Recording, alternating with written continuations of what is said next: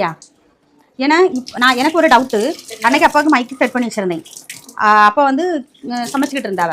இப்போ என்ன நடந்துச்சுன்னா கிச்சு கிச்சு கிச்சின்னு இந்த சவுண்ட் ஒன்று, அப்பா பேசுறது, இதுக்கிடையில் நான் பேசுறது எல்லாமே வந்து இதாகும். ஆனால் ஒரு சிலர் போடக்கூடியதில் வந்து எப்படி இருக்குன்னா அவங்க பேசுகிற சவுண்டு மட்டும்தான் கேட்குது. அது எப்படி தெரியலையா?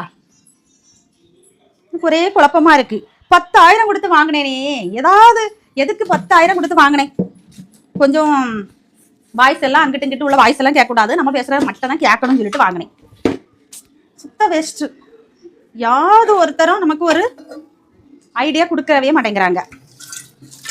என்னத்த பண்ணுறதுன்னே தெரில. நம்மலாம் எப்படி பெருசாக சாதிக்க ஆசைப்பட முடியும்? மணிமா, மணி, உனக்கு புட்டு வேணுமா? அரிசி மாவு புட்டு. இன்னைக்கு பருப்பு குழம்பு வைக்கணும், ஒரு கூட்டு வைக்கணும். சவுண்டை கொஞ்சம் குறைச்சி வைட. டிவி அவன் மட்டும் பார்க்கணும், ஊருக்கே கேட்கறது மாதிரி போடுவான் சவுண்டு வச்சு. சரி சத்தி, உனக்கு புட்டு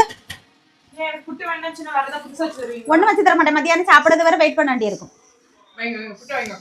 சரி, தேங்காய் முதல்ல அண்ணா இருக்கு பாரு, அந்த தேங்காய் எடுத்து உட. ஒரு 3 குழாயில் புட்டு அவிச்சிரும். நானே கொழுக்கட்டையாக அவிக்கணும்னு நினச்சிக்கிட்டு இருந்தேன். புட்டுல வந்து நிற்கிது.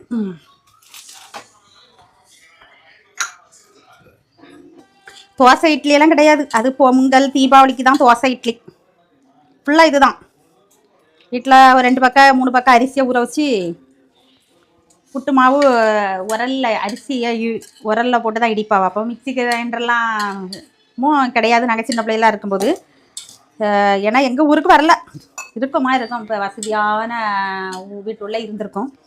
அப்போமெல்லாம் ஆட்டு உரலில் மாவரைச்சி பொங்கல் தீபாவளி இந்த மாதிரி நல்ல நாளுக்கு தான் இட்லி தோசைன்னு சுட்டு தருவாங்க.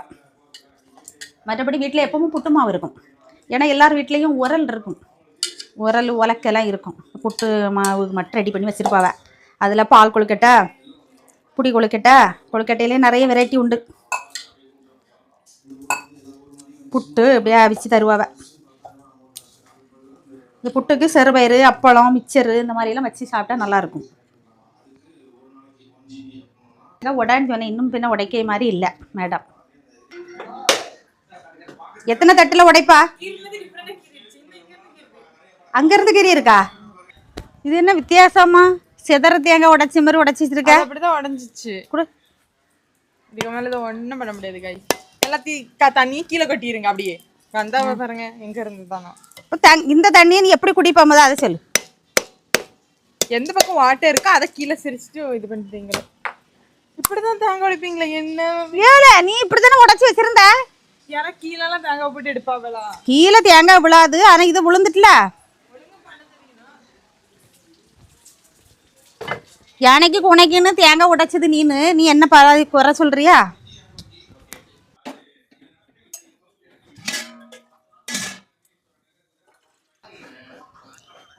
தம்பி, என்னடே ஆச்சு? எத்தனை நாள் ஆச்சு கலத்திட்டு போய்? இங்க இவியலுக்கு இந்த பச்சை தண்ணியில குளிச்சு குளிச்சு இருமல் எல்லாம் வந்தாச்சு. இன்னைக்கு வருமா? இன்னைக்கு வந்துருமா? சரிடே, சரி, கொண்டு வந்து மாட்டிடுடே. எத்தனை நாள் ஆச்சு?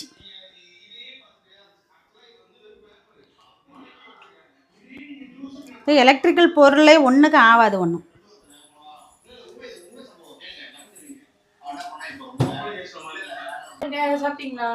பைனாப்பிள் 2 துண்டு இருந்து, 1 நான் சாப்பிட்டேன், 1 இருக்கு.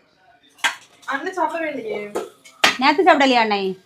சாப்பிடாட்டா போறான், நான் என்ன பண்ணணும்? வெட்டி வீட்டில் தானே வச்சிருந்து, வேற எங்கேயும் ஒளிச்சா வச்சிருந்து? அவனுக்கு தேவையில்லை, தின்றுருக்க மாட்டான்.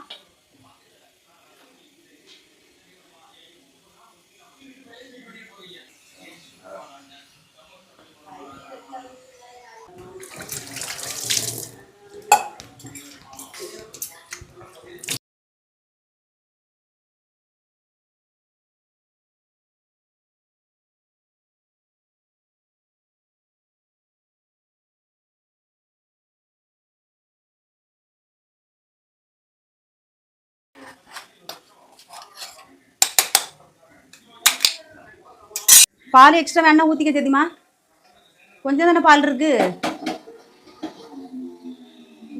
ஊற்றினா போதும். புட்டை ஊற வச்சுருங்க எதுக்கா?